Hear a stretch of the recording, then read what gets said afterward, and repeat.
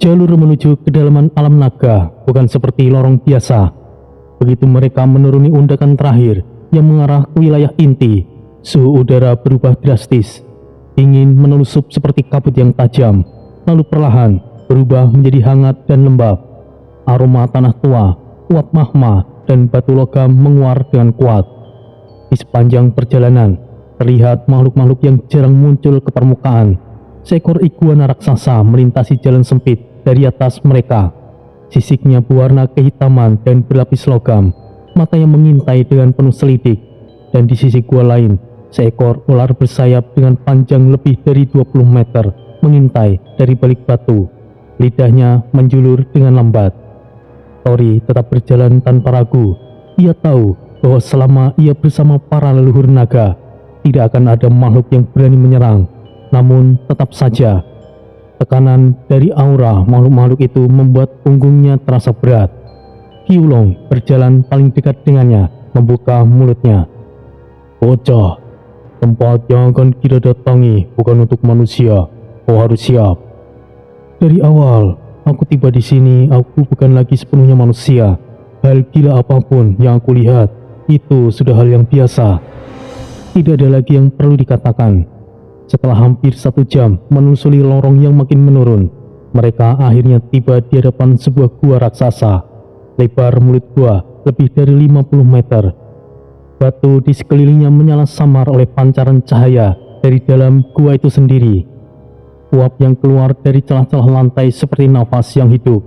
Dindingnya berlapis kristal kuning dan merah, berdenyut pelan seperti detak jantung.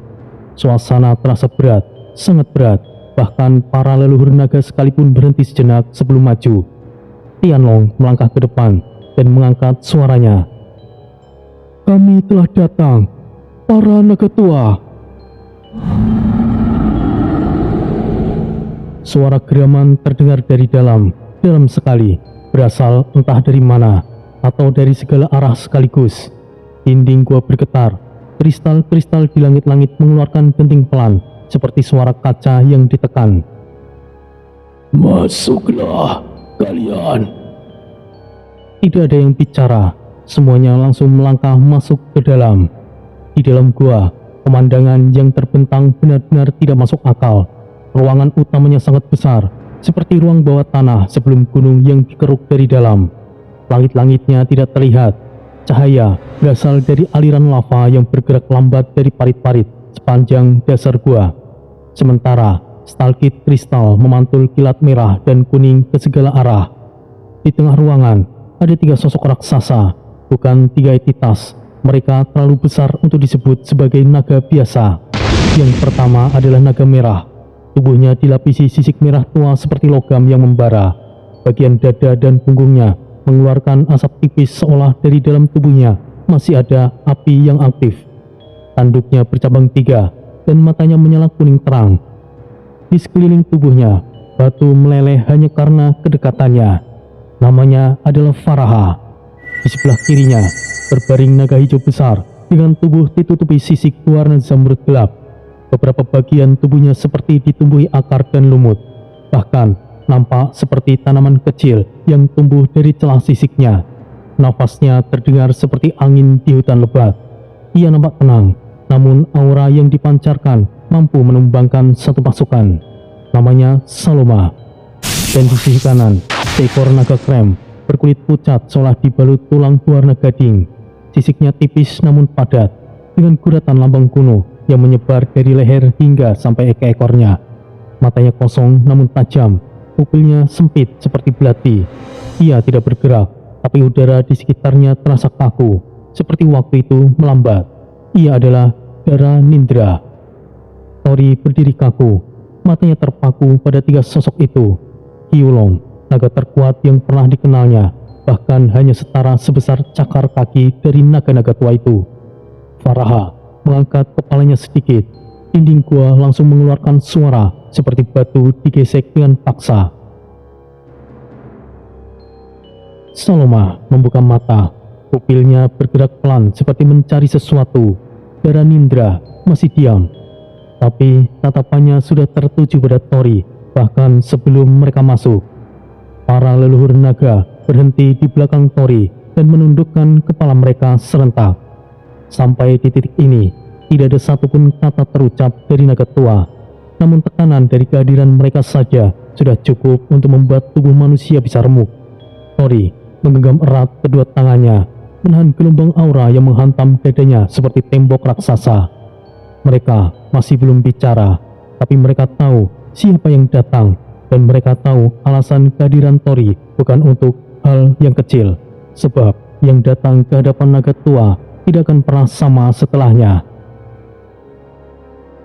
Sementara itu, jauh dari alam naga, lebih tepatnya di alam Asura, langit di atas alam iblis Asura nampak padat oleh awan hitam pekat yang terus bergulung.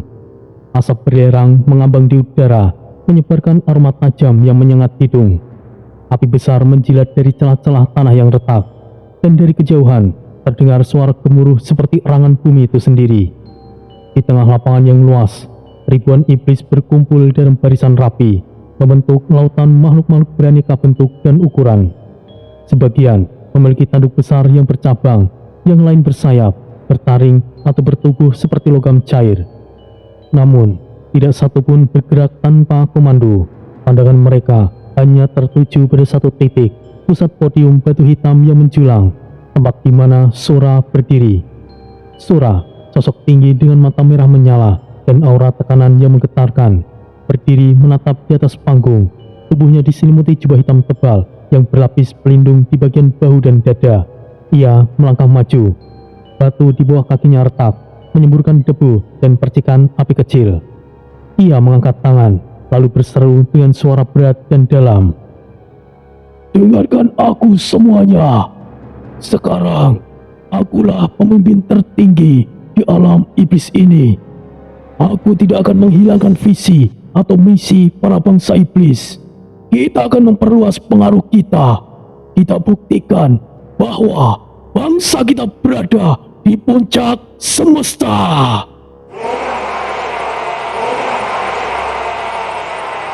Sorakan meledak seketika. Ribuan iblis mengangkat senjata, tanduk, dan sayap mereka. Sebagian menghantamkan dada mereka dengan kepalan tangan, yang lainnya menyalakan sihir sebagai bentuk loyalitas. Api hitam membubung tinggi di barisan tengah, lalu terdengar dentuman dari barisan perisai dan senjata yang dibenturkan, menambah hiruk-pikuk kemenangan.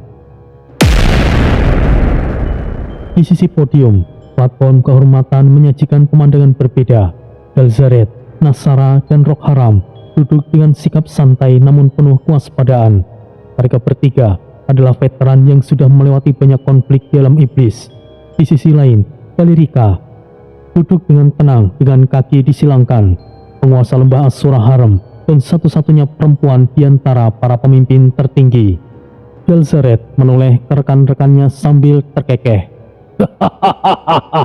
"Lihatlah, Sora benar-benar sungguh bisa diandalkan."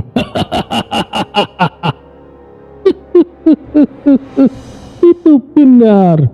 Meskipun ia masih muda, tapi sepertinya ia memiliki keterampilan memimpin yang tidak diragukan lagi." "Aku sependapat, seolah Sora pernah memimpin lebih banyak di masa lalu. Tapi entahlah." Valerica membuka mata sedikit lebih lebar, lalu menatap ketiganya dengan tatapan tajam. Suaranya tenang namun mengandung tekanan.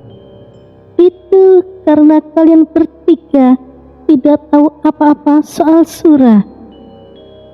Ketiganya langsung menoleh ke arahnya. Galzaret nampak bingung. Nasara mengangkat alis, sedangkan Rock Haram menyipitkan matanya. "Apa maksudmu, Valerica?" Mahasura adalah iblis pertama. Ia adalah reinkarnasi sosok Dajjal. "Apa? Apakah aku tidak salah dengar?" Wah, ini sangat mengejutkan.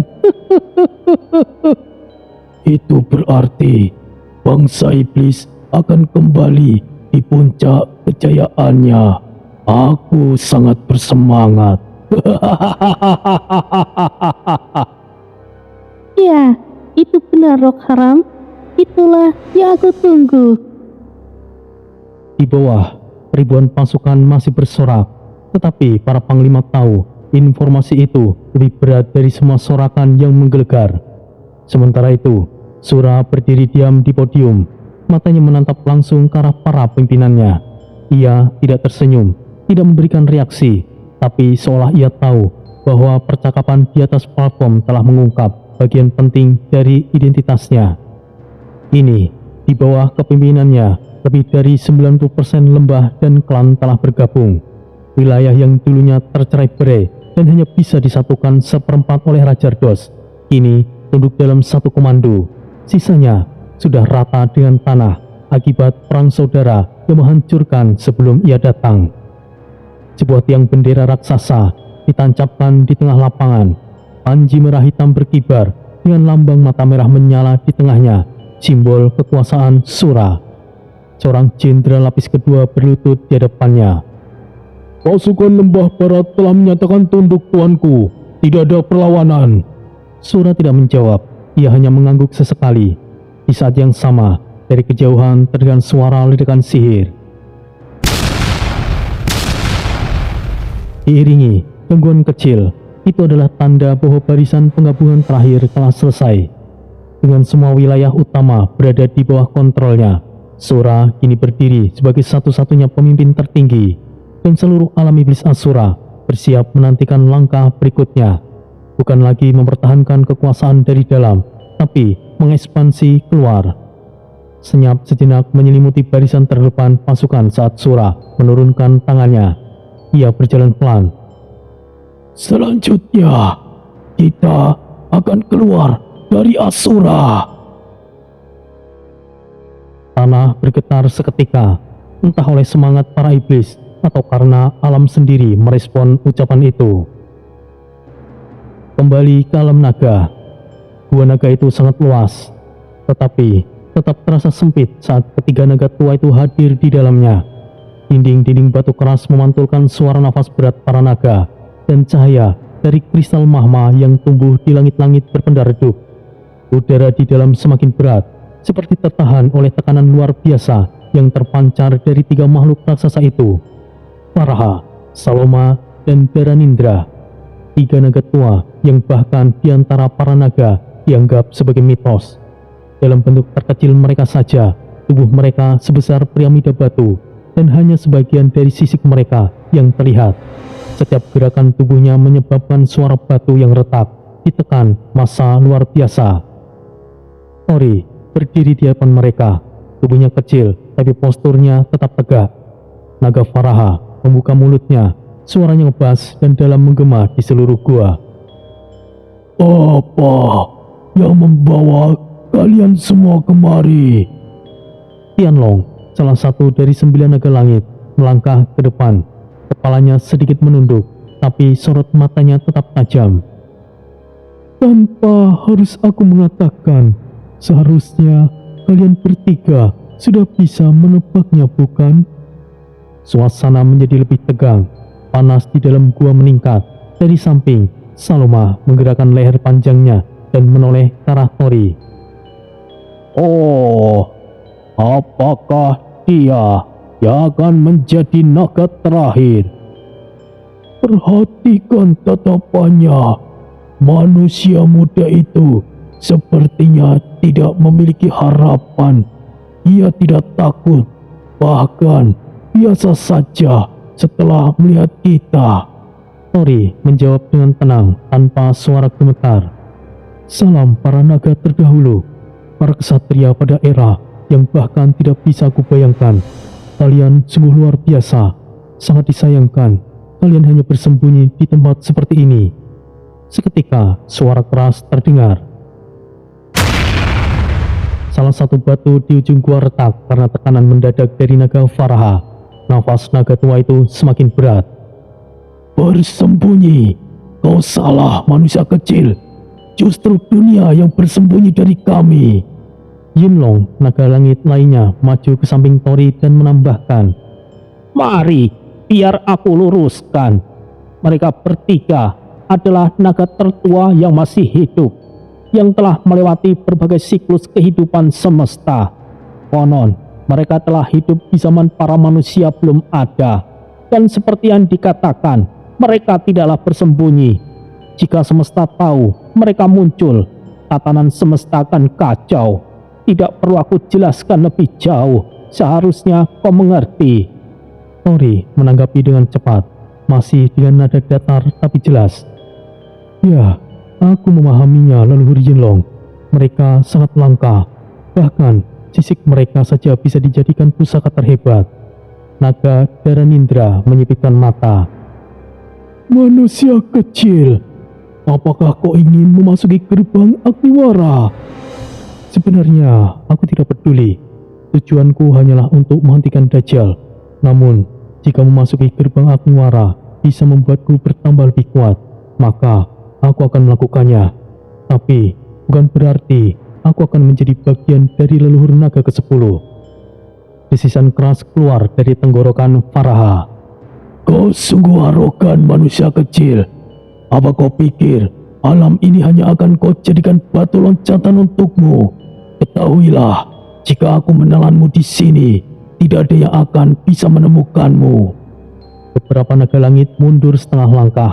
Udara semakin berat, seperti ada tekanan atmosfer baru yang muncul di tubuh Faraha. Namun Tori tetap berdiri. Tidak ada perubahan di wajahnya. Ya, itu benar.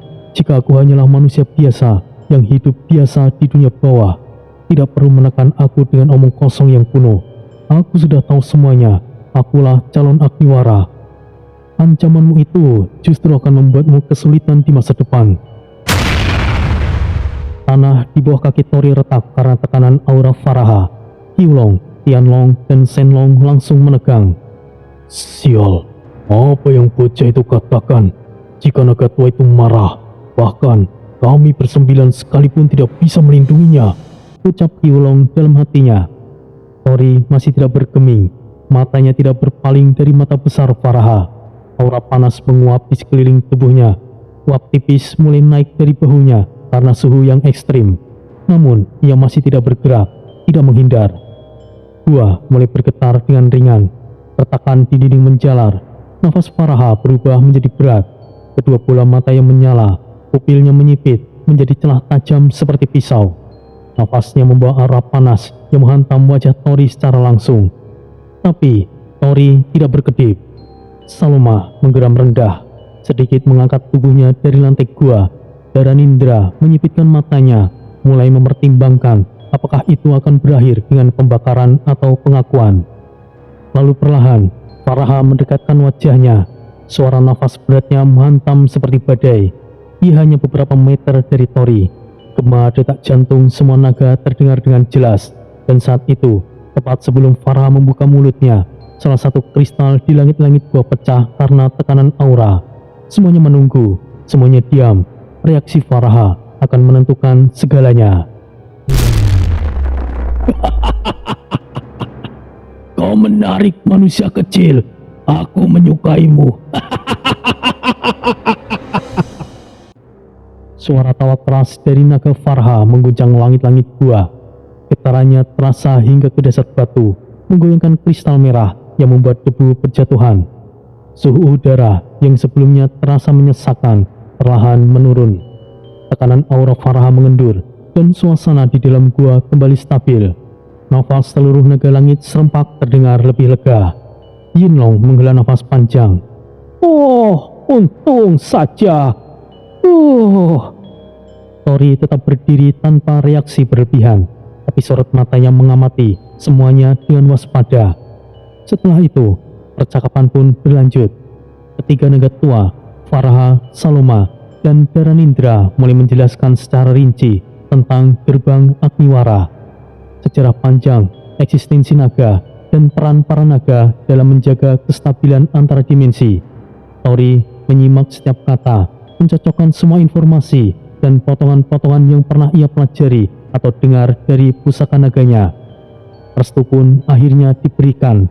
Dengan kepala yang mengangguk tegas, Faraha menyatakan bahwa Tori memang layak. Namun, sebelum percakapan itu benar-benar usai, tiba-tiba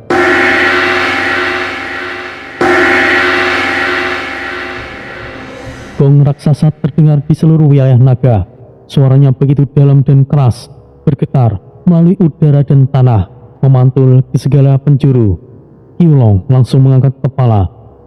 Sepertinya telah dimulai lebih awal. Shenlong berdiri tegak di samping Tori. Masa-masa damai telah berakhir. Naga Faraha memutar tubuh besarnya. Suara gerakan sisiknya bergesekan seperti ribuan lempeng baja berat. Baiklah, hanya itu saja yang bisa aku sampaikan, manusia kecil. Pergilah, dan kalian, Tianlong, Hyolong, Shenlong, serta yang lainnya, persiapkan pasukan kalian dan mulailah untuk menyambut para tamu yang tidak diundang itu. Baik, dimengerti. Seruan tegas terdengar dari para naga langit yang langsung memberi hormat sebelum melesat keluar gua dengan kecepatan tinggi. Setibanya mereka di istana utama naga, halaman luas telah dipenuhi prajurit, komandan dan jenderal naga. Formasi militer naga nampak disiplin dengan barisan-barisan sayap naga dan penjaga, hingga unit pengendali elemen. Aura kekuatan menggantung di udara, tegang namun terorganisir. Tianlong memberi isyarat kepada Hyolong. Hyolong, aku serahkan di sini padamu.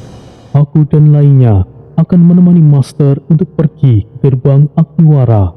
Baiklah, serahkan padaku.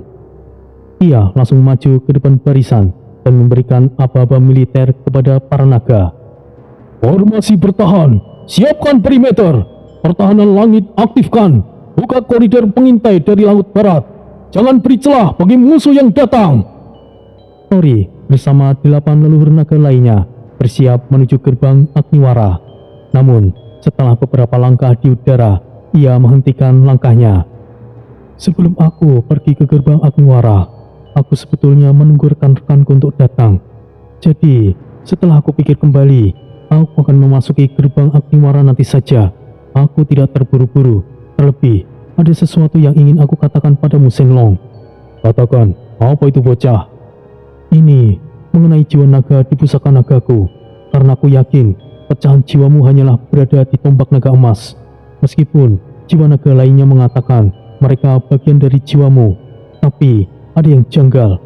Kau masih belum mengatakan yang sebenarnya padaku, Shenlong. Shenlong terdiam sejenak. Suasana langsung sunyi. Angin yang tadinya membawa energi panas peperangan seolah tertahan di tempat. Pertanyaanmu itu sebenarnya akan segera terjawab saat kau memasuki alam gerbang Agniwara, bocah. Tapi, kalau kau menyadarinya lebih awal, maka tidak ada pilihan lain untuk menjelaskan sekarang. Oh, aku rasa ini akan menjadi penjelasan yang panjang, Yinlong menambahkan. Mereka sepakat untuk kembali ke balerium tertutup, sebuah ruangan dalam istana naga yang dijaga oleh lapisan sihir kedap suara dan energi inti teleportasi. Hanya para leluhur naga dan Tori yang diizinkan untuk masuk. Bahkan Hyolong, memimpin pasukan naga, tidak berada di dalam ruangan itu karena tengah memimpin pasukan naga untuk bersiaga dan berjaga di perbatasan alam naga. Di dalam ruangan itu seperti aula raksasa berbentuk kubah batu dengan tahta melingkar. Cahaya biru dari kristal naga menyalap perlahan di dinding, memberikan penerangan alami. Tori duduk di tengah ruangan. Di sekelilingnya 8 leluhur naga menatapnya dengan serius. Shenlong akhirnya membuka suara. Pusaka naga emas sebetulnya bukanlah bagian dari pecahan jiwaku seutuhnya. Benar, tombak naga emas memiliki pecahan jiwaku. Tapi 6 pusaka lainnya itu berbeda. Meskipun mereka semua terikat dalam energi yang kulapisi. Keenam jiwa itu berasal dari naga jatuh. Jiwa-jiwa itu aku kurung sendiri. Sudah aku duga, Hata Naga Sona adalah jiwa Bayu Aga, dan Seringa Naga Sona adalah jiwa Abimanyu, dan pusaka lainnya aku tidak tahu. Kini, kau harus menjelaskan semuanya. Karena ini menyangkut penyatuan 7 pusaka, menurutku itu masih kurang sempurna. Cakra Naga Sona masih terasa ada yang kurang. Seharusnya kau akan memahami jika kau masuk ke gerbang Agniwara. Jika menjelaskan hal ini akan sangat panjang. Aku punya banyak waktu untuk itu, Shenlong. Jadi katakan saja. Shenlong menatap arah Tianlong dan Yinlong. Mereka memberikan anggukan kecil. Para naga duduk melingkar. Getaran aura mereka menurun drastis. Semua tekanan aura dilepaskan, dan ruang Baleirung terasa sangat tenang. Tidak ada kebohongan yang bisa bertahan di ruangan itu. Shenlong mengambil nafas panjang dan bersiap untuk menceritakan sejarah sebenarnya dari ketujuh pusaka naga, senjata yang telah membentuk keseimbangan kekuatan dunia selama ribuan tahun. Baleirung utama Istana Naga terasa semakin hening. Hanya suara nafas para leluhur naga dan Tori yang sesekali terdengar. Kristal-kristal naga di sekeliling dinding memancarkan sinar biru yang lembut, memantulkan bayangan samar dari sosok Shenlong yang kini duduk tegak, bersiap melanjutkan kisah panjangnya. Pada zaman dahulu, sebelum manusia pertama mengenal bahasa dan peradaban, terjadi perang semesta, bukan sekedar pertempuran antar dunia, tapi konflik antar eksistensi. Dunia atas yang merupakan pusat tatanan energi dan hukum alam, saat itu dalam keadaan terdesak. Musuh utama kami adalah para iblis, makhluk yang tidak hanya mengancam dari kekuatan, tapi juga merusak tatanan eksistensi semesta. Ia menatap Tori sejenak, lalu melanjutkan dengan nada yang tegas. Untuk melawan mereka, terutama sang iblis agung, diciptakanlah 7 pusaka naga, masing-masing berasal dari gabungan esensi 7 naga tua. Kau telah bertemu 3 di antaranya, Faraha, Saloma, dan Dara Nindra. Sementara 4 lainnya hingga kini tidak diketahui keberadaannya, tapi sebagian besar dari kami meyakini mereka berada di balik gerbang Agniwara. Jadi, 7 pusaka itu adalah hasil penggabungan kekuatan para naga tua. Itu benar, tapi itu baru awalnya. Untuk mengaktifkan pusaka itu diperlukan jiwa yang cukup kuat untuk menyatu dengan eksistensi pusaka. Tidak semua naga tua mampu melakukannya, dan tidak semua pemegang pusaka mampu bertahan, termasuk aku sendiri. Aku hanya bisa memecah sebagian besar jiwaku untuk dimasukkan ke dalam tombak naga emas. Sebenarnya, tombak itu bukanlah senjata tunggal. Itu terbentuk dari 3 senjata utama yang aku satukan sendiri. Para naga lainnya diam, mengangguk pelan, memberikan konfirmasi tanpa suara. Sedangkan pusaka lainnya pun diciptakan serupa. Namun, karena tidak semua pemegang pusaka memiliki kemampuan pemecah jiwa, maka mereka yang bersatu dengan senjatanya akan menjadi satu bagian dari pusaka tersebut. Bayu Aga dan Abimanyu yang kau sebut tadi, mereka bukanlah jiwa asli dari pusaka. Mereka hanyalah pemegangnya. Setelah kematian mereka, jiwa mereka terserap ke dalam pusaka, bukan sebagai pemilik, tapi sebagai bagian senjata itu sendiri. Tori mengepalkan tangannya. Jadi, kalau aku ingin menyatukan ke-7 pusaka inti, aku harus menyalurkan jiwaku ke dalamnya. Ya, dengan begitu, kau akan menyatu dengan pusaka itu, bocah. Tubuh fisik bisa kembali, tapi jiwamu bisa saja tidak utuh lagi. Tentu saja ada risiko, bocah. Risiko bahwa suatu hari jiwamu bisa terjebak selamanya di dalam pusaka.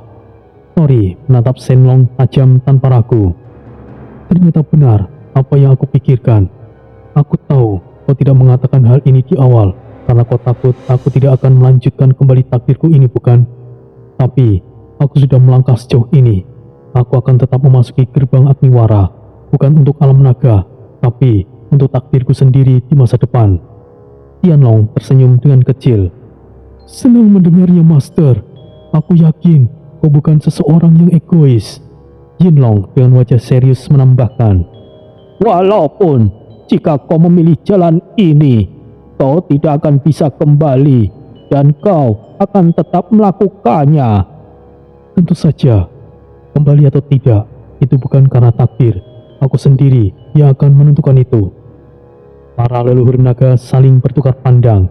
Mereka tidak tersenyum karena kebanggaan semata, melainkan karena apa yang mereka lihat di depan mereka adalah seorang manusia yang sepenuhnya menyadari tanggung jawab dan resikonya. Tapi ia tetap melangkah, bukan karena percaya diri, tapi karena pilihan. Sementara itu, di perbatasan alam naga, markas militer naga dipenuhi dentingan senjata, gema perintah, dan sayap yang mengepak di langit. Ribuan naga dalam bentuk humanoid dan naga sejati membentuk barisan sempurna.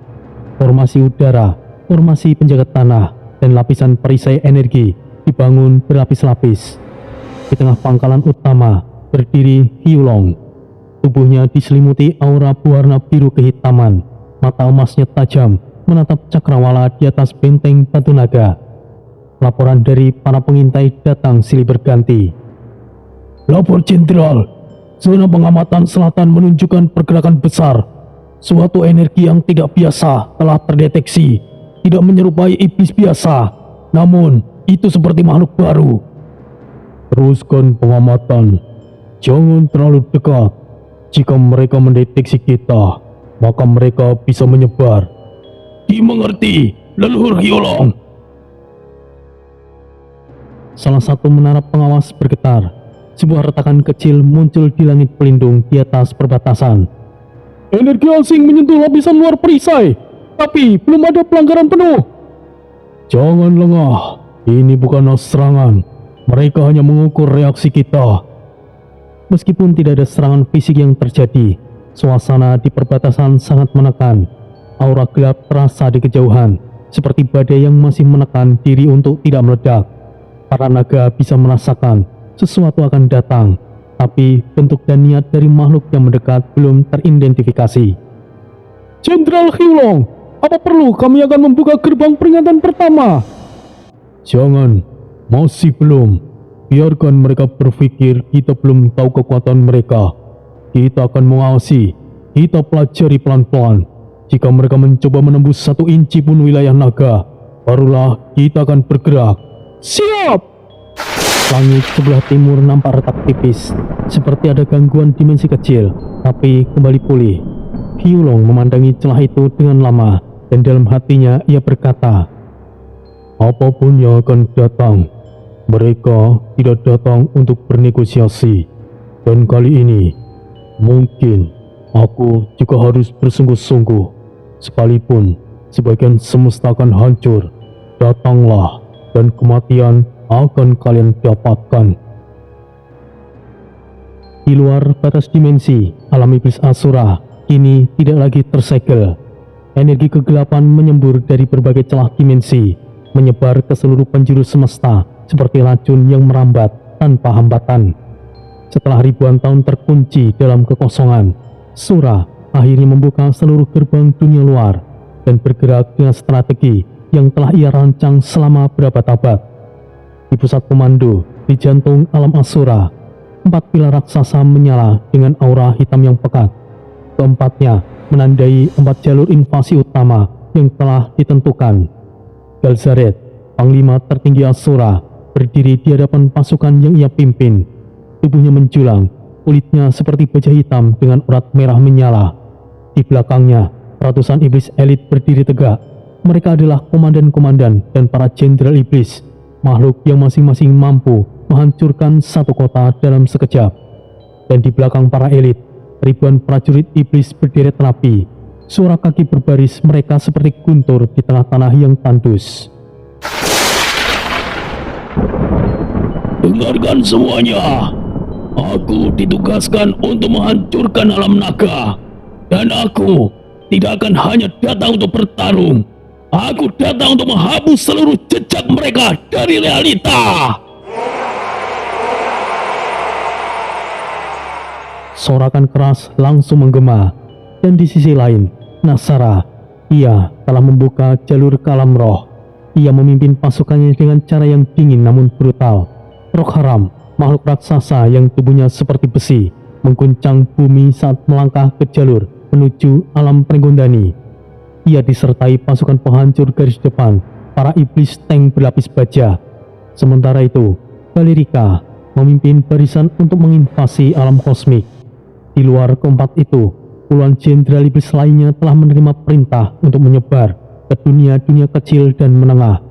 Dunia yang tidak memiliki pertahanan kuat dan menjadi tempat pembantaian awal. Sedangkan Sura sendiri, sebagai pemimpin mutlak alam Asura, membawa pasukan elit pribadi, hanya terdiri dari ratusan iblis terkuat yang masing-masing menyimpan teknik terlarang. Mereka menuju alam kayangan, tempat para dewa, bukan untuk bertempur, tapi untuk membunuh para penguasa alam itu sendiri. Dan sementara itu, di dunia manusia di kota Joglo, langit nampak biasa bagi manusia awam. Tapi bagi mereka yang peka spiritual, langit terlihat retak, seperti retakan kaca raksasa yang menjalar secara perlahan, disertai aura dingin yang menusuk tulang. Bon, yang sejak lama diam-diam memantau situasi dan menahan diri, berdiri di atas atap rumahnya yang sederhana, menatap arah langit yang retak secara spiritual. Angin mengayunkan ujung jaket panjangnya. Jahanam, sudah tidak ada banyak waktu lagi. Aku harus pergi ke perbatasan dunia. Bon melompat dari atap. Begitu kakinya menyentuh tanah, tanah bergetar ringan. Ia membuka gulungan kuno dari tas punggungnya yang mulai menyiapkan teknik perjalanan dimensi. Di sebuah ruko jamu tradisional di pinggiran kota, Yuda Mantike sedang melatih Wataru di halaman belakang yang sempit. Debu berterbangan setiap kali pedang kayu mereka bertemu. Jangan terlalu kaku mengayunkan pedangmu, ikuti polanya. Dipahami, Paman Yuda. Bunyi benturan kayu terus beradu. Yuda tiba-tiba menghentikan gerakan. Satu hal yang penting Wataru, dalam pertarungan bukan teknik atau keilmuan yang diunggulkan dalam kemenangan, tapi keberanian untuk mengambil keputusan, bunuh atau dibunuh. Teknik dan keilmuan itu dibutuhkan, tapi yang memperkuatnya adalah nekat. Wataru menatapnya serius. Nekat? Maksudnya bagaimana, Paman Yuda? Nekat dalam artianku adalah tidak memiliki rasa takut dan keberanian yang membara yang tidak pernah padam. Tiba-tiba, langit di atas mereka bergemuruh. Meskipun tidak terlihat jelas, aura spiritual menggetarkan ruang, seperti ada medan yang bergeser secara halus, namun sangat terasa. Paman, lihatlah langitnya. Ya, sepertinya sudah akan dimulai. Yuda melangkah ke arah barat, menatap cakrawala. Tangannya mengulas gagang senjata yang disembunyikan di balik pakaian tradisionalnya. Tiba-tiba, dari pintu belakang ruko, muncul sosok Cinta. Ia mengenakan pakaian khas pengembara dan membawa gulungan segel di pundaknya. Ada, jika situasinya akan semakin parah, aku tidak akan menghalangimu untuk bergabung dengan rekan-rekanmu. Aku tahu, tapi aku rasa Tori dan lainnya sudah cukup. Kini, aku punya tugasku sendiri. Namun, jika memang harus bertindak, maka aku akan bertindak. Cinta mengangguk. Ia lalu berbalik dan menghilang ke arah gang sempit, menghilang seperti asap yang tertiup angin. Dan di tempat lain, Desta kini berada di Jepang, sedang menyelesaikan misinya terkait ayahnya yang berkaitan dengan Yakuza. Ryo masih bertarung di dalam untuk memisahkan Maras dan pengaruh kastil iblis. Jaka di belahan bumi selatan terus membangun jaringan perlindungan spiritual. Bon sudah hampir tiba di titik perbatasan dimensi, dan lainnya yang telah bersiap jauh sebelum retakan muncul di langit. Mereka semuanya, para ksatria Nusantara, ini bergerak dengan tekad masing-masing, bukan karena perintah, bukan karena kemuliaan, tapi karena dunia yang sudah mendekati titik akhir. Di suatu tempat di Pulau Jawa, sebuah rumah besar bergaya joglo klasik berdiri megah di atas tanah tinggi. Pilar-pilar kayu jati menopang atap limasan yang menjulang, memberikan kesan kokoh sekaligus tenang. Malam itu, udara terasa lebih dingin dari biasanya. Angin semilir membawa aroma tanah basah dan kayu tua. Di dalam salah satu ruang khusus rumah tersebut, suasana hening, kecuali deru nafas berat seorang lelaki tua yang terbaring lemah di atas dipan kayu ukir. Itulah Isastro, sosok yang selama ini dikenal Aditya sebagai kakek yang keras namun bijaksana. Di sisi ranjangnya, Aditya duduk memegang tangan keribut kakeknya, wajahnya penuh kekhawatiran. Nah, sepertinya waktu kakek sudah dekat. Apa yang kau katakan, kakek? Kau akan baik-baik saja. Jangan bicara yang bukan-bukan. Aditya membenarkan selimut yang menutupi tubuh sang kakek, namun matanya mulai berkaca. Isastro tersenyum dengan tipis, lemah tapi tenang. Nah, apakah kau tahu siapa yang menciptakan ajian Braja Musti? Tentu saja itu ajian turun-temurun kan, kek? Tapi siapa yang menciptakannya? Kakek tidak perlu mengatakan dulu. Ajian Braja Musti kakek pelajari di Pringgondani saat kakek masih berumur 21 tahun. Dan asal kau tahu nak, ajian Braja Musti bukanlah ajian pamungkas. Itu hanyalah ilmu dasar di Pringgondani. Maksud kakek Pringgondani, apakah ada kaitannya dengan Gatot Kaca? Mulai ngawur nih kakek. Nada suaranya bercampur bingung dan tidak percaya. Ki Sastro menggeleng pelan, lalu menatap cucunya dengan tatapan tajam. Nak, aku ingin kau pergi ke sana. Sampaikan kepada Resi Wanasura bahwa aku telah menjalankan tugas dan kini telah selesai. Apa sih yang kakek katakan? Istirahatlah dulu kek, jangan paksa untuk bicara. Aditya cucuku, terimalah token ini. Dengan ini gerbang Pringgondani akan terbuka. Maaf, di saat semesta mulai kacau, aku tidak bisa memberikan bimbingan lebih jauh. Terima kasih, cucuku.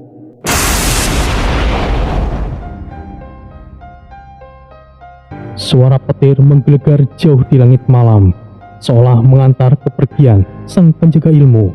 Nafas terakhir keluar dari mulut Ki Sastro, tubuhnya membeku dalam damai. Kakek! Kakek! Kakek! Aditya mengguncang bahu kakeknya, tapi tubuh itu tidak merespon. Tangis yang ia tahan akhirnya pecah. Tanpa suara, hanya getaran dada yang menyesakkan.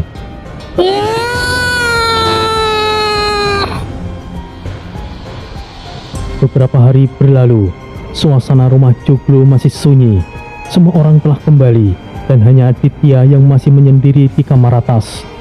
Malam itu, ia duduk di lantai kamarnya. Cahaya remang dari lampu gantung menyinari tangannya yang memegang token berbentuk bulat dengan ukiran simbol yang tidak dikenal. Dwi Pangga! Asap tipis muncul di pojok ruangan, berputar cepat seperti spiral yang lalu membentuk sebuah semi transparan, menyerupai manusia berpakaian khas prajurit kuno.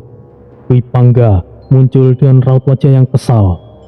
Kenapa kau memanggilku? Aku tidak mau dengar rengekanmu karena ditinggal oleh Sastro.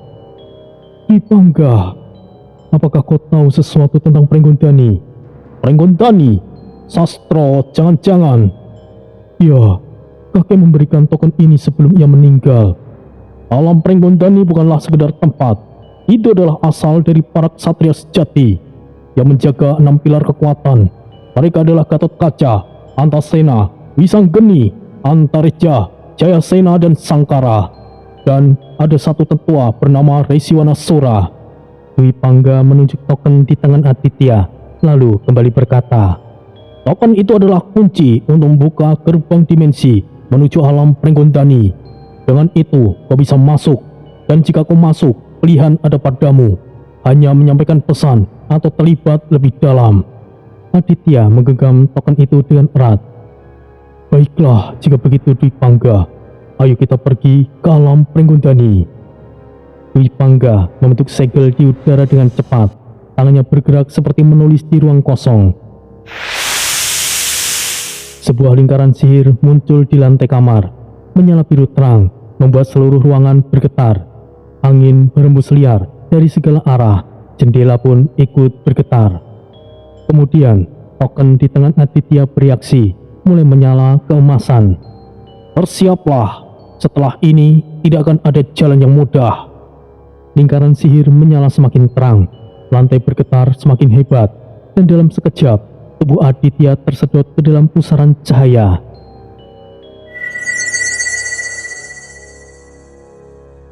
Kamar itu langsung kosong, yang tersisa hanyalah udara panas dan getaran energi. Lemari tua yang terbuka perlahan, seakan ikut menyaksikan awal dari perjalanan baru cucu Ki Sastro menuju Pringgondani. Di suatu tempat lain, di Johor, Malaysia, sebuah kawasan elit yang dijaga ketat oleh sistem keamanan modern, tidak jauh dari pusat kota Johor Bahru. Di sanalah berdiri sebuah rumah 2 lantai berdesain semi modern tropis dengan sentuhan arsitektur Melayu yang halus. Rumah itu milik Titi, wanita berdarah campuran manusia dan entitas Saranjana, yang dalam beberapa tahun terakhir dikenal dengan keterlibatannya dalam insiden aneh di Bermuda. Titi baru saja pindah ke sisi bersama anak perempuannya Diva. Banyak hal yang tidak percaya kalau mereka adalah ibu dan anak. Usia Titi nampak terhenti di usia akhir 20-an. Tubuh tinggi langsing dengan wajah yang halus tanpa kerutan. Sementara Diva yang baru saja lulus kuliah menunjukkan aura kuat yang menunjukkan sosok wanita dewasa. Di ruang lantai 1, ruangan itu luas dan nyaman. Dinding dihiasi lukisan batik digital dan kaligrafi kontemporer. Sofa besar berbentuk L mengisi sudut ruangan, dan sebuah meja kaca di tengah menyajikan teh serai dan kue tradisional. Di sana, Titi dan Diva duduk bersantai, mengobrol ringan. Namun situasi mulai berubah karena kehadiran 2 tamu istimewa, Puan Rohana dan Mak Cik, 2 wanita parubaya yang sudah lama dikenal Titi sebagai sahabat sekaligus penasihat spiritual dari Malaysia. Puan Rohana mengenakan jubah longgar warna ungu tua dengan tudung tipis, posturnya tegap dan tatapannya tajam seperti mengupas siapapun yang melihatnya. Di sebelahnya, Mak Cik duduk tenang, mengenakan baju kuning riau dengan ekspresi dingin dan penuh perhitungan. Suasana percakapan awalnya tenang, sampai kemudian sebuah ledakan energi metafisik terasa memecah dimensi. Tidak ada benda yang hancur secara fisik, tapi gelombang tekanan spiritual menyapu ruangan. Lampu gantung bergoyang keras, udara menjadi berat, dan semua orang yang duduk langsung merasakan denyutan kuat dari dimensi lain. Titi langsung bangkit berdiri, tubuhnya refleks memasuki posisi bertahan. Diva juga spontan menoleh keluar jendela. Awan di langit berkumpul cepat dan terlihat oleh bergulung satu titik. Puan Rohana menatap ke arah langit dan berkata dengan nada serius menggunakan logat Melayunya. Sudah tidak bisa lagi menunggu. Mak Cik menambahkan dengan wajah penuh ketegangan. Semuanya sudah tiba waktunya. Kalian berdua harus bergerak sekarang. Titi mendengus pelan mencoba tetap tenang. Kenapa kalian berdua begitu panik? Hal semacam ini memang akan terjadi. Titi melangkah ke balkon dan membuka pintu geser. Di luar, langit sudah memanas. Garis-garis cahaya tipis menyambar dari balik awan.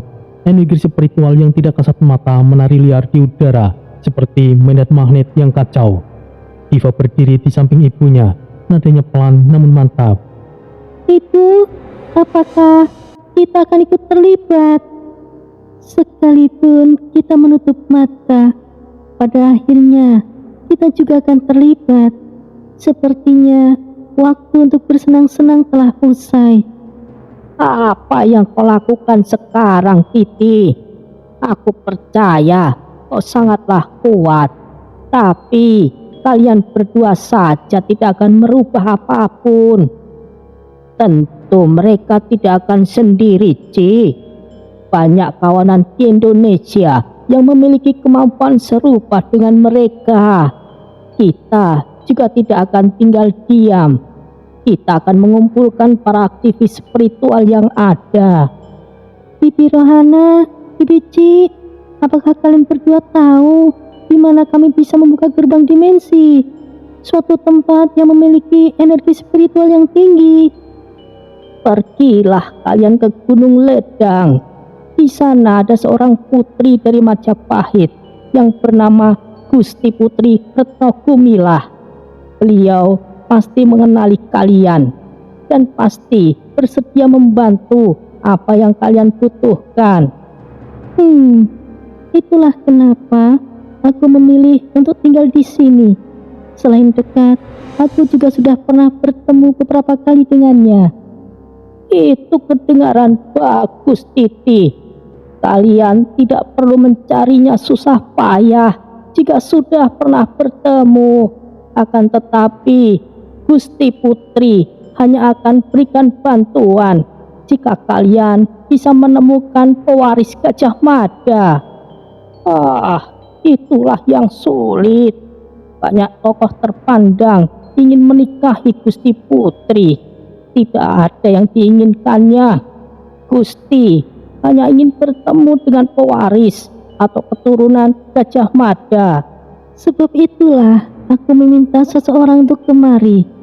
Kenalan lamaku dari Indonesia. Langkah kaki berat mulai terdengar dari lantai atas. Semua kepala menoleh ke tangga.